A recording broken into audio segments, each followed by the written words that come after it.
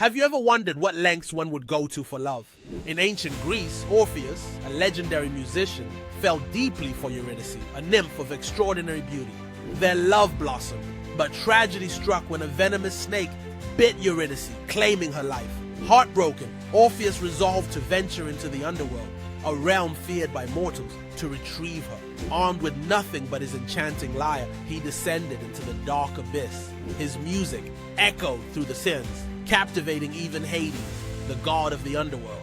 Hades, moved by Orpheus's sorrowful song, agreed to return Eurydice on one condition: he must not look back at her until they reached the surface. Overwhelmed by love and longing, Orpheus began the ascent, every step filled with doubt.